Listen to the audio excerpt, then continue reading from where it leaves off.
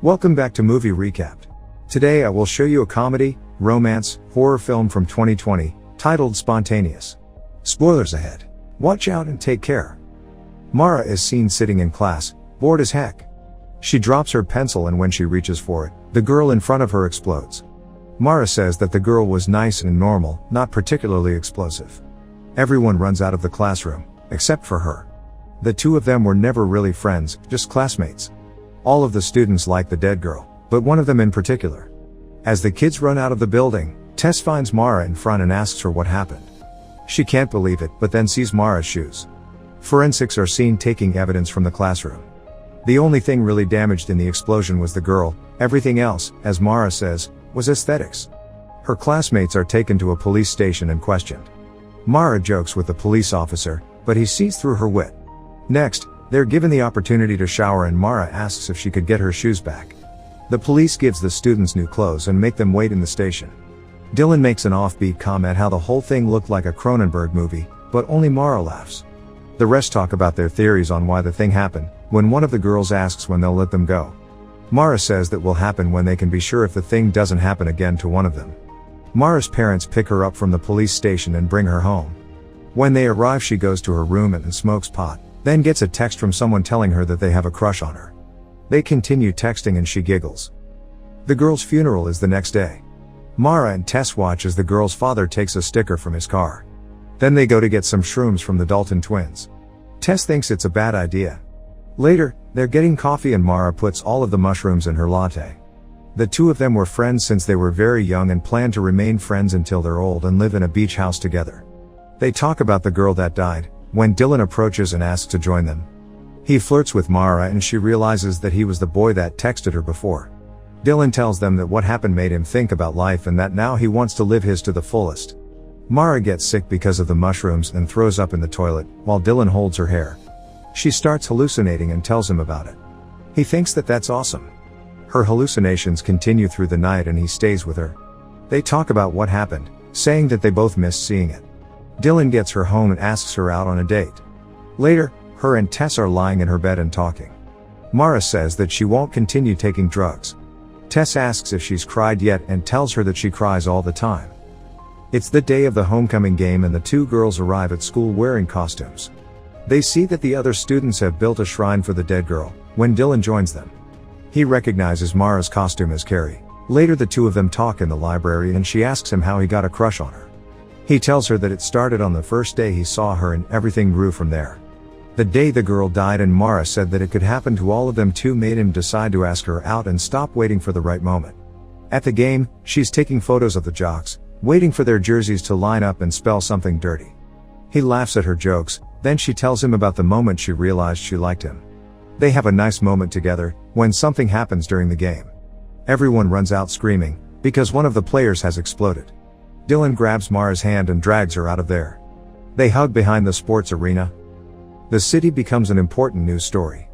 The media has dubbed what happened the Covington curse. Tess and Mara attend the latest memorial, where everyone fondly remembers the boy that died. The next day, her parents inform her that school has been cancelled indefinitely. They tell her that they'll still keep applying to colleges, so she's set after everything blows over. Mara makes a joke that now they can't tell her that back in their day was worse than what she has now. That night, Dylan comes to pick her up in an old ice cream truck which he got that day. He bought it to make everyone laugh. The two of them go to a school party in the memory of the kids that died, but quickly go out for a walk. They throw away their drinks, because they think it could be alcohol that might make it happen. They laugh as they wonder about what really makes the teenagers explode. After a moment they stop and talk about his father, then they kiss. Suddenly they hear screaming from the house and go to check what happened. Another student died. Mara and Tess talk to Agent Rossetti. She doesn't know what is happening either. Rossetti asks for their help and tells them to bring her something. Next, she goes to the Dalton twins and tells them that the agent told her to bring her drugs. Mara thinks that the reason behind it isn't because the police thinks the drugs are actually causing it, but just to check all possibilities. She tells them that she will buy everything from them. The three of them drive to the place where the twins hide their stash. They tell Mara that they will be leaving town soon and she tells them about Dylan, as she's texting with him. Suddenly, the brother blows up. The sister quickly jumps over to the driver's seat and tries to drive the car, when she blows up too. Dylan finds the car wrecked, but doesn't find Mara immediately. He sees a bloody handprint and goes to search for her in the woods. Dylan finds her washing up in a river and he hugs her, saying that he thought she died in the car. He's brought her a sweatsuit and called Rossetti before he got there. Suddenly, he sees someone in a hazmat suit watching them. Immediately, more appear and grab the two of them. Mara is in a hospital when a doctor shows up, telling her that they're there to help. She starts panicking, but sees Dylan on the bed next to her. They make an ET joke together, confusing the doctors. That night, Dylan wakes up and tells her that the whole class is there too. She pushes her bed closer to his and he tells her about the questions the doctors asked him. He calls her his girlfriend and she likes it. The government has officially quarantined the entire class. The head doctor questions the students. She asks about the kids that died, about their dreams and motions, as well as what they want to do in college. Mara replies that she only wants to stay alive. That night, Mara and Tess talk at their bunks.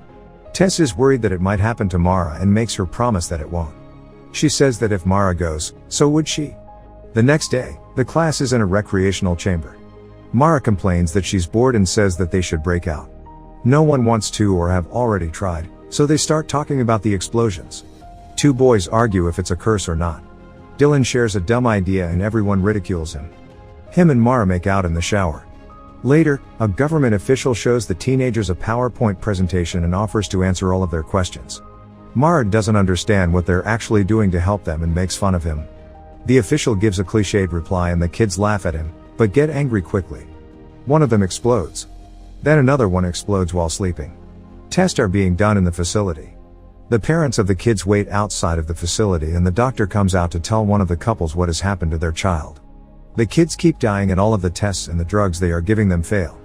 They all try to live as normal as they can inside, but one after the other, the teenagers keep exploding.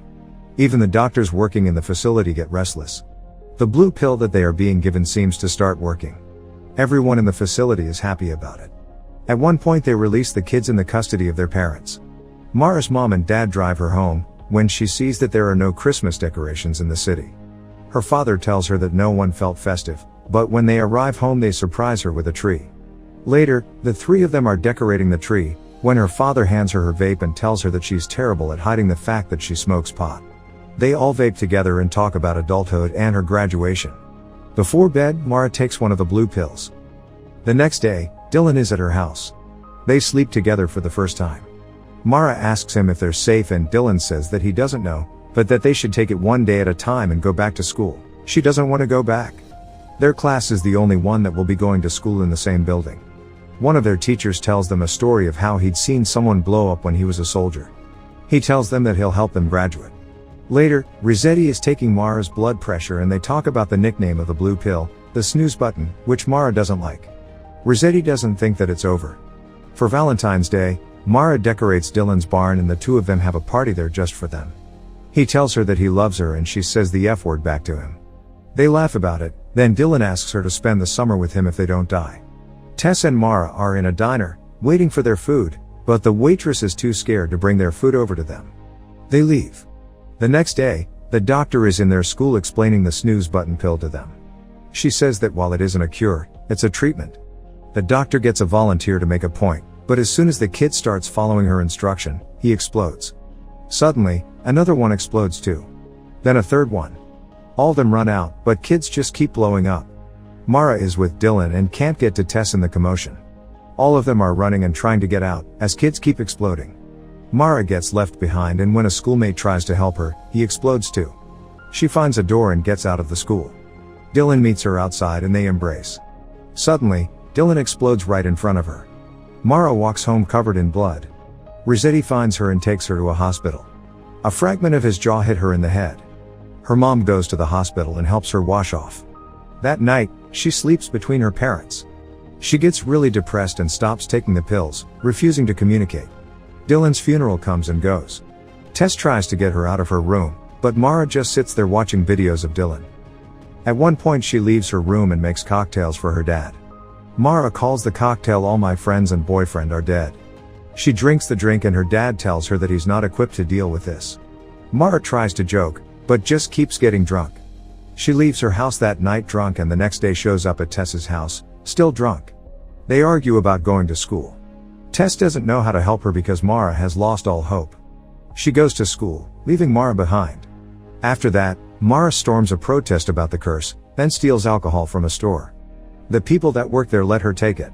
Agent Rossetti waits for her in front of the store, and when Mara tries to throw her a bottle of vodka, she breaks her window. Later, she argues with her parents about that and about getting drunk constantly. They want to help her, but she doesn't want to play along and make them feel better, considering that she too might die soon. Mara goes to her room and thinks about going to prom, but then enters a message board where other students are talking about the Covington curse. They are calling her the curse and she believes them.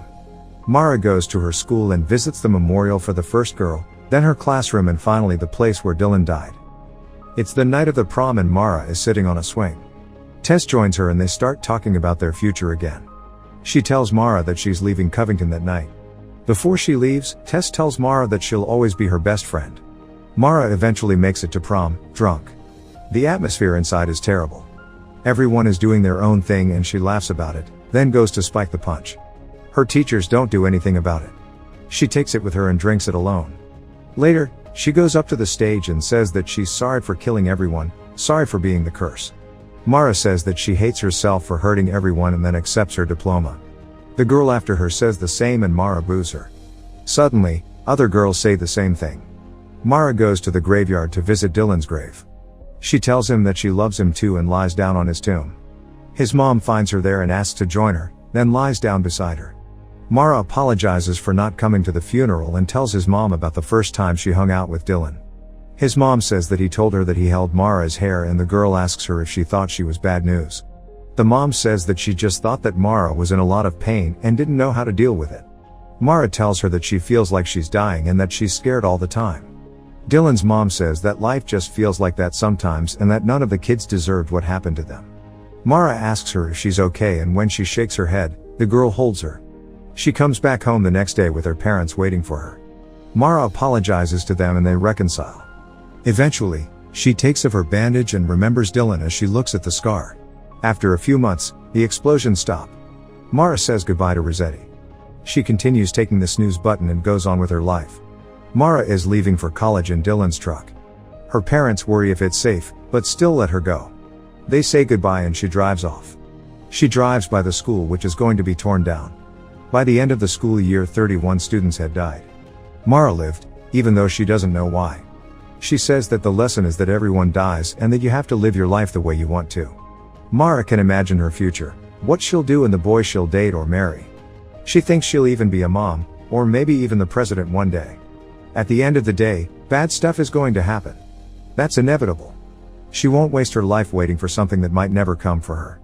Mara imagines a future where her and Tess grow old together in the beach house they wanted. She won't be afraid anymore, because she could die any second and so could you. Make sure to subscribe and turn on notifications so you can watch more videos like this. Thanks for watching.